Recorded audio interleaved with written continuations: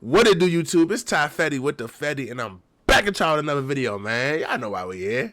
To handle business, man. But before we get on that business, man, make sure you like, comment, and subscribe. I'm going to say it again, bro. Make sure you like, comment, and subscribe. I'm going to say it one more. Matter of fact, like, comment, subscribe. Before I got to beat you up, y'all know what's going on. Instagram right here. Tap in with the kid, man. Hit that follow button.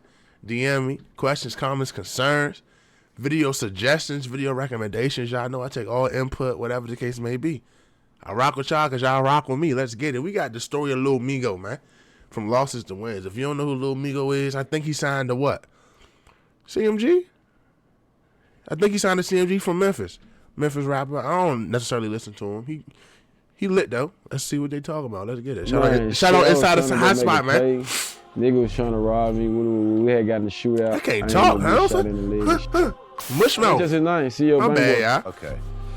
Okay. So a few hours before you do this whole announcement with Heavy Camp, CMG he ends up getting. Yeah. The 22-year-old was a local rapper known as Bank Boy Wayne. Memphis police say he was sitting in a car with another man outside a barbershop on South Main when someone got out of a black Infiniti and opened fire. Morton was hit several times. Yeah, don't think I know. Yeah, my little nigga your ass out the hood. Don't think I don't know. Nigga, I be in your hood every other day, nigga. You never there, nigga. Boy, you a straight up biatch. Hey, go sell some her, nigga. You remember you was selling her and shit in high school? Moosey, get your ass on, nigga. You ain't, nigga, go get your chain back, hoe ass, nigga. If a nigga on the affidavit, cuz, there's some sign, you gotta sign this shit, cuz, you hear me? Come on, cuz, I ain't doing none of this shit, cuz. I'm like, bro, you trip me. You like, Booster, I swear to God, any nigga I see from over that way, I'm smacking him. Step on God, come on. Me and you outside, nigga, shake ass. The bitch trying to wait on his partner. Talk. I ain't gonna lie, y'all. Migo done took some L's, bro. No cap. Shawty done got robbed. Shawty done got beat up and all that. That shit crazy. About what we discussed, you said you gonna smack me when all this stuff was going on.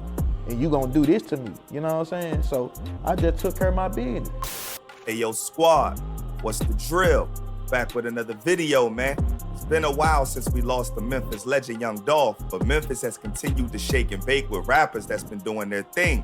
One of them is CMG's artist Lil Migo. His life has had some near misses before he got to the music bag, but it came with losses of his own. From day ones to his pop, still beef between CMG and Paper Route going on, and it got him in an altercation with Dolph's artist. Is he smart enough to avoid losing it all, or will the industry trick him out of his position? One thing I can't say about them Memphis niggas, bruh, they be having that jewelry, and that should be hitting. Like, no cap, that should be hitting like Javante Davis. All they jewelry hit. I don't know what how they, you know, they jewelry be hitting on my mother. This is the story of Lil Migo. So without further ado, let's skip grills, the chains, watches, rings. Get down to business. Yeah. Coming up in North Memphis, Lil Migo was fortunate enough to have a good relationship with both his moms and his pops. But that doesn't mean that his life was sweet. See, in Memphis, it can get grimy, and Lil Migo was surrounded by criminal activities terrorizing the city. Like Memphis, shit, it's gritty, grimy. It's like, shit, it's crime, shit, poverty. It's a lot of shit. I mean, shit, you know. Coming up in that environment made him grow up quick and become a man. Even though his family wasn't wanting for nothing, he came up being influenced by the street culture, seeing it play out all before his eyes when spending time at his grandma's house. At what age would you say you jumped off the porch? Shit, man, been off the porch really though, my whole life, cause shit, like my uncles and shit, so it's like I grew with my mom, but I was always at my grandma's house in the hood and shit, so it's like I've been seeing all this shit as a young nigga growing up, so. What made him go deeper into that lifestyle was seeing his unks and fam and them having the bag and driving around in nice whips. They were his role models, and he wanted to rack it up just like them. Well, shit, you know, my uncles and them, they get money and shit, driving all the cars I want to be in when I get older and shit. You know, seeing that shit. Around the 10th grade, he started being for real about dabbling in street activity and hustling to get guap. When did you fall into the streets, though? Man, that shit was probably like. That is a crazy cut. I feel like as a grown-ass man, there's no way you should have your hair cut that low ever. That's the cut that your folks give you when you get in trouble in school. The nut cut. Like, that's where they go in the barbershop, say, cut all that shit off. And you come out the joint looking like that. Usually it's no shape up, though.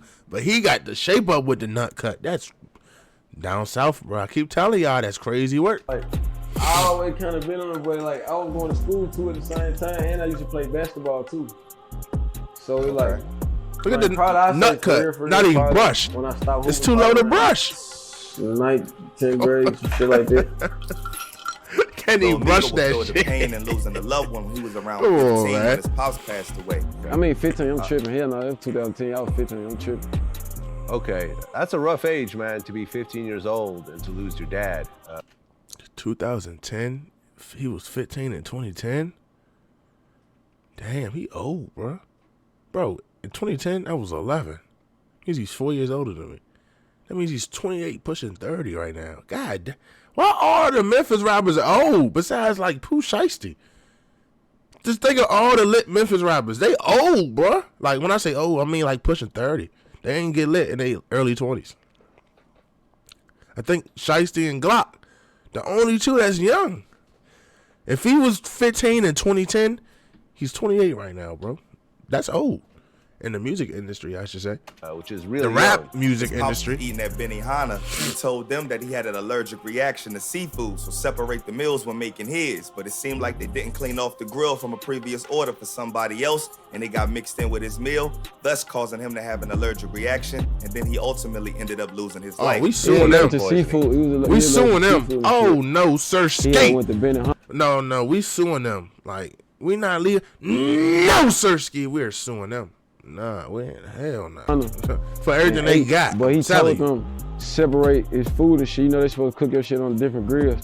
I guess the grill they cooked this food on, they cooked some more people food before they had seafood. Like, you know, the oils and shit from the seafood. I guess it's still on the grill. They ain't clean the shit proper. Lil Migo luckily had his unk in him to be there to help fill the void that his pops left. He made the best of it and tried to do right by his moms by going to college, but that only lasted about 2 years before he said that his life was being wasted and it was a waste of time, keeping him from the bag. You actually went to college, right? Yeah. I had did like 2 years of college. I ain't like that shit though. What's crazy is that even while he was going to college, he was still hustling. And it almost got him clipped when a deal went bad. Lil Migo and his day one homie and cuz, Theodric Morton, aka CEO Bank Boy, headed over to Arkansas to conduct a transaction. But when they crossed over the bridge and got there, they realized that the folks in them was trying to hit a lick. And Lil Migo ended up getting shot when they ended up in a shootout. And then I guess at 18, you got... Yeah, I got shot here, yeah, I got shot. Okay. Can you tell me what led up to that situation? Man, shit, I was trying to go make a play. Nigga was trying to rob me. We had gotten I ended up getting shot in the leg and shit. Lil Migo learned a valuable lesson that day about how to move better and to always trust his gut, because he had a bad feeling from the get-go, but he decided to keep going to get the bread. You had said some shit like, man, you just knew, something told you not to go over there, but you did it anyway. Yeah, that shit happened in August. So I was trying to go make a little play. Man, nigga ended up trying to rob us and shit, but we ended up having to shoot at and shit. I had got shot in the leg. He bounced back and was on his grind, but if you ain't getting ran down on, it's the boys in blue trying to catch you lacking. And they caught Lil Migo in the whip with some herb and a pole and tossed him in a cell. But he was smart though, he had his strap license, so when he went through the process, he was let off the hook with no worries. Is that your first charge? Yeah, but I got my license though. Oh, so you good? Yeah, I had my license then too, so.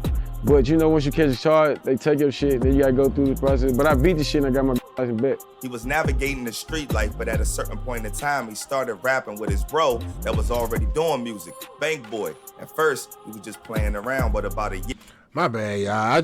I have to let y'all, man, get y'all gun license, bro. I don't give a fuck how hard it is in your state. I don't care how much it costs. Get your gun license, bro. It's worth it, bro. Once you get your gun license, bro, get gun insurance. If you don't know what gun insurance, bro, all it does is it pays. They have a set, like usually it's a set amount of how much they'll pay towards your bail, towards your lawyer. So if you if you ever have to use your gun, and you have that gun license and you have that gun insurance, they will pay for your bail. They will pay for your lawyer for you to help fight you that case. Because, you know, regardless if you're in the right or wrong, most states going to have you have to beat the case, bro. This ain't like down south, and maybe it's a little different down there. Up here, though, bro, I don't care. It ain't no self-defense laws, bro. It ain't no, he shot at me, I shot back. Okay, boom, you're good. No, you have to go to trial. And that's what that gun insurance is going to help you with. So, like, man, get y'all gun license, bro. I mean, if you 21, If you're in a state where you 18, get it. If you in a state where you 21, bruh, wait till you 21, bruh. Because if you get that gun charge, you could never get your gun license, bruh. It ain't worth it. Them 3 years, not just say 5 years of you not having your license ain't worth jeopardizing it for the next 30, bruh. It ain't worth it, bruh. Sit down, wait till you can get your license, bro. Go get your gun license. Do it the right way. Year after he got hit, Lil Migo decided to take the rap game serious, and him and his homie was aiming for the top. He used to listen to all of the lyricists and street rappers and hustlers, and his first name was Money Man Migo because he used to rock with Money Man music. But then he decided to go with Lil Migo. I call myself Money Man Migo. I ain't gonna lie, like I used to bump shit out of Money Man, like that shit was hard as hell. Like when he first came out, like I made the most money to Money Man and Lil Baby, like trapping and shit. Made the most money to them niggas, so hey, when he first came out, I'm like, damn, Money Man hard. Yeah, I'm calling myself Money Man Migo. I'm getting money for real. So it's like, I started calling myself, but I'm like, nah, I don't want to have the same name as somebody else, so I just turned my shit to Lil Migo. The song that sent his career up was a banger called Rockstar. After that, there was no stopping his rise. I did this song called Rockstar. Like, that was the song that popped it up for me. Right, so Rockstar, that was your first hit. Yeah, that was my first take, like the one that got me out of it. He caught the attention of the record label CMG. Fellow Memphis rapper and CMG artist Black Youngster would call him, which led to him having a meeting with Yo Gotti after Gotti posted that he wanted to sign him for 500 bands. They would link up and make it happen on stage with an official announcement that Lil Migo was now family in the CMG home. And I also want to say, welcome to CMG Heavy Camp. My little nigga right here. Let's go. It was a moment to celebrate. Bro made it. But a tragedy in the midst of all that took away all the joy of that moment. The same day that he was gonna make his big announcement, his homeboy ended up getting hit up by hanging with some people he ain't know, headed to a barbershop that he wasn't familiar with. He was with his partner, not knowing that his partner had beefs of his own and the ops were trying to take his head. They went to a barbershop where he wasn't used to going. They pulled up for his homie and let the hammer fly. Sadly, CEO Bankboy was the one that lost his life in the altercation. Because when they pulled in, the car was facing the building, so like, they back turned in a way, somebody did pull behind them. So the car pulled behind them, they hopped out shooting, and shit, pulled off. The news reported that CEO Bankboy was in the car with old boy when a shooter got out of the black Infiniti and sprayed the car. The 22-year-old was a local rapper known as Bankboy Wayne. Memphis police say he was sitting in a car with another man outside a barbershop on South Main when someone got out of a black Infiniti and opened fire. Morton was hit several times. Footage of the Merkin was released showing the hitter open fire and the car speeding off. Lil Migo got the news and broke down. It was their time to shine. He made it and he was finna take his homie to the top too. But instead, he had to watch his homie life. Man, that's crazy, bro. I was in the car crying. That's crazy, bro. Just imagine, bro. You realize everything you done put into this shit, it finally come to fruition, bro. And the day that you can make shit happen for your people, bro, you lose one of the closest people to you, bro. That shit probably hit different. That shit crazy. Damn. Like, I just got off the phone with him. I was crying, like, because, well, then after they, like, when they called, we actually had pulled up to the scene where the shit had happened and they had it blocked off and shit. And we had went to the hospital and shit. And that's when they were like, he dead and shit. And I had walked off to the side. I had broke down crying right there. As if that wasn't enough hurt to be going through, Bankboy's family stopped rocking with him because they accused him of selling out to the Illuminati for fame by sacrificing CEO Bankboy so he could get the CMG deal. Hey, bro. I'm already having money. Like, what? That's just some sick ass shit. I don't even know. Right. I can't even explain that theory where they even get that shit from. Black people, bro. I hate to say it, y'all, but black people, bro. The mindset got to change. That's crazy, bro. Like, come on, bro. What, bro? Right. Well, the crazy shit that I'm talking about is I guess they started claiming that it was a Illuminati sacrifice. Yeah, like, I ain't even signed a real record deal. You thinking of some Illuminati shit like you? They wouldn't even accept his money when he wanted to pay for the entire funeral. Right. And I guess there was some drama around his funeral. I guess there was a GoFundMe Black page people, his dog. sister started, even though you were going to pay for the funeral. Yeah, I even tried to pay for the funeral and everything. Like, I was gonna pay for this shit myself, the whole funeral, everything, all that shit. But like, they got on that weird ass shit. I just distanced myself from them. Lil Migo uses his music to get his emotions out instead of talking to people. So he got in the booth with tears in his eyes and released the tribute song, The Bank Never Closed. Right after he passed, you wrote the song, The Bank Never Closed. Yeah. Hey, blogger. Yeah. and you were crying while you were yeah, I was putting crying. it together. I was crying. I was crying when I made this song. Like I put everybody at the studio when I made that motherfucker. Like I really did crying as I'm finishing my bars and shit. Like you can hear this. You can hear pain in my voice in some of the bars. Migo had to keep it pushing and live the dream for both him that's and crazy, his homie. cuz. His career was going up and racks was stacking to the ceiling. He made it and was doing right by his fallen bro, expanding into other avenues and businesses, bossing up. You got the 18-wheelers. Any other businesses you trying to get into? You into Man, I'm finna get a crypto or food anything? truck and shit. I want to get a food truck. But I was trying to, I had finna buy this building and build a studio, like in my hood and shit, but. He would also go major when he signed to Def Jam. I had switched with her, and you know, shit, now we here at Def Jam. Nah, it feel good, cause like to be here and just to be able to do this shit early at a early point in my career. I mean, to me, this mean I got far shit. I'm doing it now and then later. In an interview, Lil Migo would clarify that his deal with CMG was more like a management deal, but the street politics started getting in the way of the vision. CMG was famously into it with Paper Route, more specifically Yo Gotti and them versus Young Dolph. Lil Migo always kept away from the beef for talking ill on Dolph after he was murked. Is there any issues you feel with Young Dolph, or is that their issue, not yours? I don't know that nigga. I don't know. He would be dragged into the beef when Young Dolph's cousin Key Glock would post a snapshot of a message from a fan talking about snatching Lil Migo chain, and he co-signed it. That's when Lil Migo would respond with a message of his own. Migo then tried to test Key Glock's gangster by challenging him to do a show in the city. Glock wasn't having anybody trying to low boy him and check his status, and he shot back with a response the same way. From there, it just got out of control. The two was online dropping vids going back and forth, dissing each other. Yeah, don't think I know. Yeah, my little nigga put your bitch ass out the hood. Don't think I don't know. Nigga, I be in your hood every other day, nigga. You never there, nigga. Boy, you a straight up. Hey, go sell some her, nigga. You remember you was selling her and shit in high school? And Migo wasn't playing either. He even went at Big Moochie Grapes head top as well. Moochie, get your ass on, nigga. You ain't, nigga. I ain't better. That now got him heated, and then he hopped on the gram to send shots at Lil Migo too. Big Moochie Grape came at Lil Migo bag, exposing him for not being a trapper, saying that he got all his money because of the payout when his pops passed at Benihana. Your daddy died off a piece of shrimp. That's how you got all that money. Come on, man. Tell them all your daddy died off a piece of shrimp, but that's how you got all that money back. Nigga, you ain't get. The beef was getting mad disrespectful, and they started bringing family into the mix. Next we know, Lil Migo was being rumored to be a walking lick because people were snatching his chain and posting pics with it. Then pics of a rapper by the name of CEO Jizzle were posted up with him having Migo chain on, hinting that it allegedly got snatched again. Lil Migo would appear to confirm that the jewelry was his when he posted a clip with new chains addressing the matter and claiming that his chain wasn't snatched, but they broke into his whip. Man, I'll be mad at it too. And they took a picture with the chain, had to take fucking kid to the next.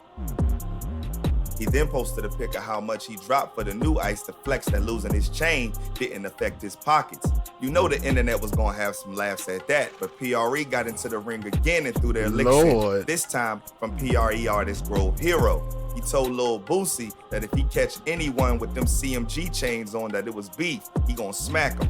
I'm like, bro, you tripping. You like, Boosie, I swear to God, any nigga I see from over that way, I'm smacking him. I'm like, bro, niggas got guns.